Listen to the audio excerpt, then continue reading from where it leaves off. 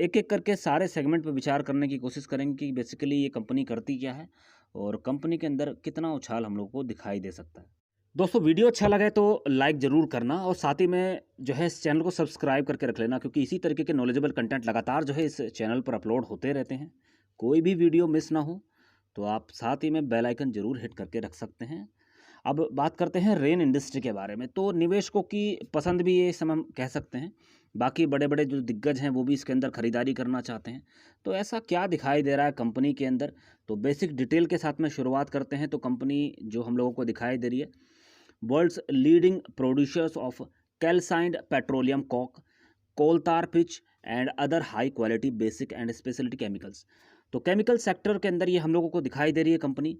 कोल tar pitch का निर्माण करती है, अदर पेट्रोलियम कोक का निर्माण करती है। बहुत ही बेहतरीन मोमेंटम इसका कंपनी का अभी तक दिखाई दिया। अब देखिए बेसिक डिटेल देख लेते हैं कि एनुअली जो पेट्रोलियम कोक हम लोगों को दिखाई दे रही है, तो लगभग 2.1 मिलियन टन्स का प्रोडक्शन ये कंपनी करती है। इसी तरीके से अगर एनुअल तार डिस्टिलेशंस की बात करें तो लगभग 1.5 मिलियन टन्स का उत्पादन ये कंपनी करती है। इसी तरीके से अगर बात करते हैं स्पेशलिटी केमिकल्स की, तो लगभग 0.3 मिलियन टन्स का उत्पादन ये कंपनी करती है। इसी तरीके से अगर बात करते हैं सीमेंट प्रोडक्शंस की, तो लगभग 4 मिलियन टन का उत्पादन ये कंपनी कर रही है। ये सारा डेटा ईयरली है, ईयर ऑन ईयर बेसिस का है। तो अभी तक तो फिलहाल में देखा जाए तो उत्पादन के हिसाब से कंपनी अच्छी खासी दिखाई दे रही है। स्टॉक्स की बात करते हैं तो लगभग 173 के आसपास इस समय कारोबार करता हुआ नजर आ रहा है। ये सारी जो डिटेल्स हमारे पास में अवेलेबल हैं ये फ्राइडे के सेशन की हैं। तो क्लोजिंग लगभग पॉजिटिव दिखाई देती, 5.78% के आसपास स्टॉक्स के अंदर उछाल भी देखने को मिल चुका है।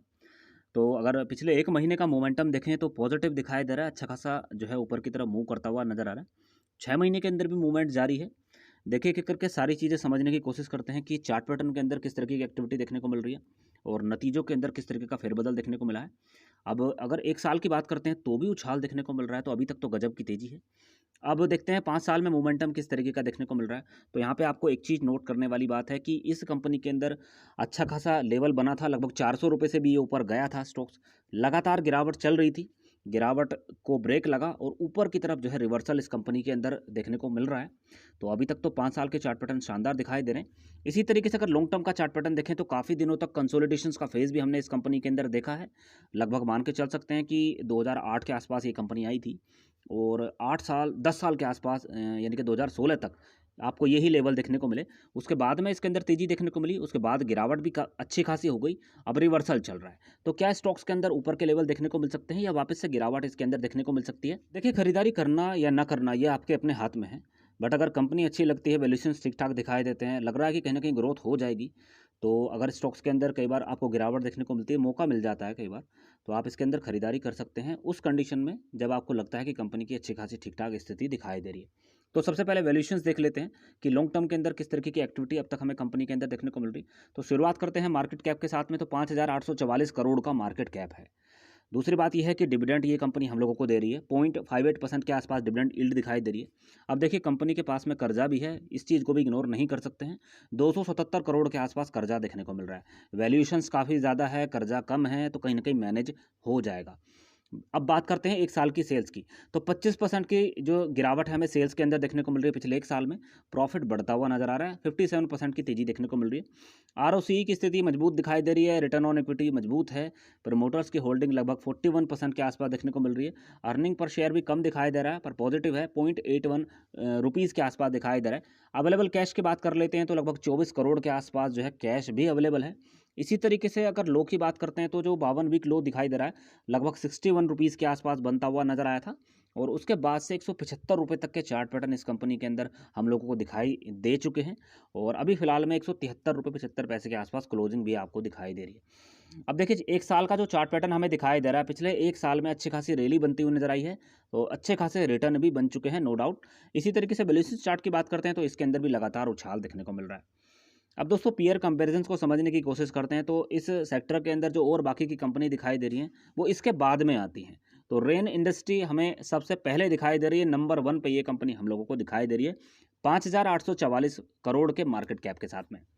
अब दोस्तों बात करते हैं सेल्स की।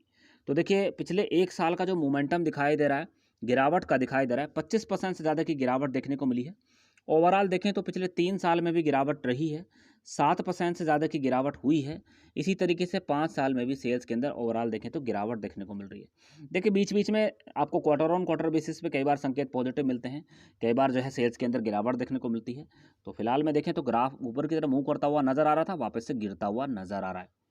इसी तरीके से दोस्तों अगर बात करते हैं प्रॉफिट की, तो प्रॉफिट के अंदर जो 1 साल का मोमेंटम दिखाई दे रहा है वो भी हम लोगों को नेगेटिव ही दिखाई दे रहा है। 22.5% से ज़्यादा की गिरावट देखने को मिल चुकी है। 3 साल में भी लगभग 5.5% से ज़्यादा की गिरावट देखने को मिल रही है, या फिर 5% से ज़्यादा की गिरावट देखने को मिल रही है। 5 साल का मोमेंटम देखें तो पॉजिटिव दिखाई दे रहा है। इसी तरीके से अगर रिटर्न ऑन इक्विटी की बात करते हैं, तो 5 साल में लगभग 4.5% के आसपास तेज़ी देखने को मिल रही है। 3 साल में लगभग 4.5% के आसपास तेज़ी देखने को मिल रही है, और 1 साल में भी तेज़ी के संकेत ही दिखाई दे रहे हैं। तो ग्राफ जो है अप एंड डाउन करता हुआ नज़र आ रहा है। आरओसी की स्थिति भी हमें मजबूत दिखाई दे रही है। ओवरऑल देखें तो 1 साल, 3 साल और 5 साल के टाइम पीरियड में। अब बात करते हैं दोस्तों शेयर होल्डिंग पैटर्न्स की। तो सबसे ज़्यादा जो हिस्सेदारी कंपनी के अंदर बनी हुई है वो पब्लिक की है। 44% की हिस्सेदारी इसके अंदर दिखाई दे रही है। देखिए एक जनरल नॉलेज की बात मैं आपके साथ में शेयर करने वाला हूँ। देखिए पब्लिक की होल्डिंग जिस भी कंपनी के अंदर हम लोगों को ज़्यादा दिखाई देती है, तो कम से कम मैनिपुलेशंस का खतरा हम लोगों को कम दिखाई देता है।